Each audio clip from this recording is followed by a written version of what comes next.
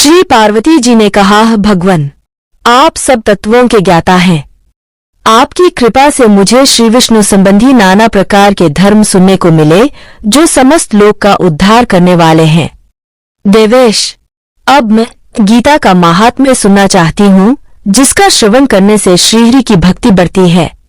श्री महादेव जी बोले हैं, जिनका श्रीव्य अलसी के फूल की भांति श्याम वर्ण का है, पक्षराज गरुड़ ही जिनके वाहन हैं, जो अपनी महिमा से कभी च्युत नहीं होते तथा शेषनाग की शैया पर शयन करते हैं, उन भगवान महाविष्णु की हम उपासना करते हैं। एक समय की बात है, मुरदैत्य के नाशक भगवान विष्णु शेषनाग के रमणीय आसन पर सुखपूर्वक विराजमान थे। उस समय समस्त लोगों को आनंद देने वाली भगवती लक्ष्मी ने आदरपूर्वक प्रश्न किया। श्री लक्ष्मी जी ने पूछा, भगवन, आप संपूर्ण जगत का पालन करते हुए भी अपने ऐश्वर्य के प्रति उदासीन से होकर जो इस क्षीरसागर में नींद ले रहे हैं, इसका क्या कारण है? श्री भगवान बोले, सुमुखी, मैं नींद नहीं लेता हूँ, अपितु तत्व का अनुसरण करने वाली अंतर्दृष्टि के द्वारा अपने ही माहेश्वर तेज का साक्षात्कार कर रहा हूँ। यह वही तेज है जिसका योगी पुरुष कुशाय बुद्धि के द्वारा अपने अंतःकरण में दर्शन करते हैं तथा जिसे मीमांसक विद्वान वेदों का सारतत्व निश्चित करते हैं। वह माहेश्वर तेज एक अजर, प्रकाश स्वरूप, आत्मरूप, रोग शोक से रहित, अखंड आनंद का पुंज, निष्पन्न तथा द्वैतरहित है। इस जगत का जीवन उसी के अधीन है। मैं उसी का अनुभव करता हूँ। देवेश्वरी, यही कारण है कि मैं तुम्हें नींद लेता सा प्रतीत हो रहा हूँ। श्री लक्ष्मी जी ने कहा, ऋषिकेश, आप ही योगी पुरुषों के ज्ञेय हैं। आपके अतिरिक्त भी कोई ध्यान करने योग्य तत्व है, यह जानकर मुझे बड़ा कौतूहल हो रहा है। इस चराचर जगत की सृष्टि और संहार करने वाले स्वयं आप ही हैं। आप सर्वसमर्थ हैं। इस प्रकार की स्थिति में होकर भी यदि आप उस परम तत्व से भिन्न हैं, तो मुझे उसका बोध कराइए। श्री भगवान बोले, प्रिय, आत्मा का स्वरूप द्वैत और अद्वैत से पृथक, भाव और अभाव से मुक्त तथा आदि और अंत से रहित है। शुद्ध ज्ञान के प्रकाश से उपलब्ध होने वाला तथा परमानंद स्वरूप होने के कारण एकमात्र सुंदर है। वही मेरा ईश्वरीय रूप है। आत्मा का एकत्व ही सबके द्वारा जानने योग्य है। गीता शास्त्र में इसी का प्रतिपादन हुआ है। अमित तेजस्वी भगवान विष्णु के ये वचन सुनकर लक्ष्मी देवी ने शंका उपस्थित करे हुए कहा, भगवन, यदि आपका स्वरूप स्वयं परमानंदमय और मनमानी की पहुंच के बाहर है, तो गीता कैसे उसका बोध कराती है? मेरे इस संदेह का निवारण कीजिए। श्री भगवान बोले, सुंदरी, सुनो, मैं गीता में अपनी स्थिति का वर्णन करता हूँ। क्रमश 5 अध्यायों को तुम 5 मुख जानो, 10 अध्यायों को 10 भुजाएं समझो तथा 1 अध्याय को उदर और 2 अध्यायों को दोनों चरण कमल जानी। इस प्रकार यह 18 अध्यायों की वार में ईश्वरीय मूर्ति ही समझनी चाहिए। यह जानमात्र से ही महान पातकों का नाश करने वाली है। जो उत्तम बुद्धिवाला पुरुष गीता के 1 या आधे अध्याय का अथवा 1 आधे या चौथाई श्लोक का भी प्रतिदिन अभ्यास करता है, वह सुषमा के समान मुक्त हो जाता है। श्री लक्ष्मी जी ने पूछा, देव, सुषमा कौन था?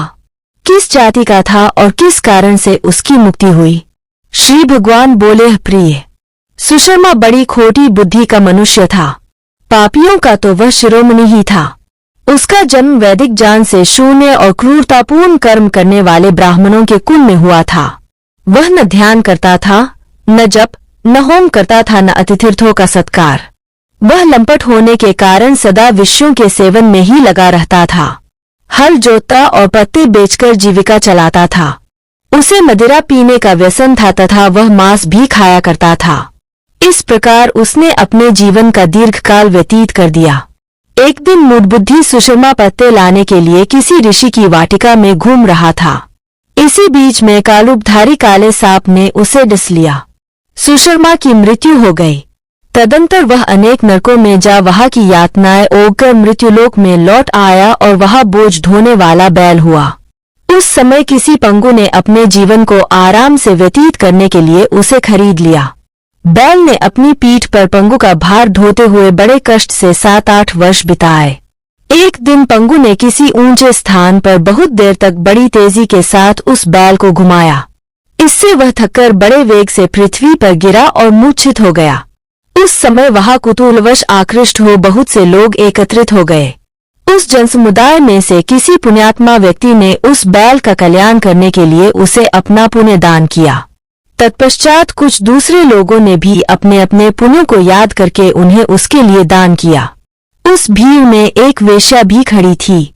उसे अपने पुण्य का पता नहीं था तो भी उसने लोगों की देखादेखी उस बैल के लिए कुछ त्याग किया। तदंतर यमराज के दूत उस मरे हुए प्राणी को पहले यमपुरी मपुरी में ले गए। वहां यह विचार कर कि यह वेश्या के दिए हुए पुण्य से पुण्यवान हो गया है, उसे छोड़ दिया गया। फिर वह भूलोक में आकर उत्तम कुल और शील वाले ब्राह्मणों के घर में उत्पन्न हुआ। उस समय भी उसे अपने पूर्वजन्म की बातों का स्मरण बना रहा। बहुत दिनों के बाद अपने अज्ञान को दूर करने वाले कल्याण तत्व का जिज्ञासु होकर वह उस वेश्या के पास गया और उसके दान की बात बतलाते हुए उसने पूछा, तुमने कौन सा पुण्य दान किया था? वेश्या ने उत्तर दिया, वह पिंजरे में बैठा हुआ तोता प्रतिदिन कुछ पढ़ता है, उससे मेरा अंतःकरण पवित्र हो गया है। उसी का पुण्य मैंने तुम्हारे लिए दान किया था। इसके बाद उन दोनों ने तोते से पूछा। तब उस तोते ने अपने पूर्वजन्म का स्मरण करके प्राचीन इतिहास कहना आरंभ किया।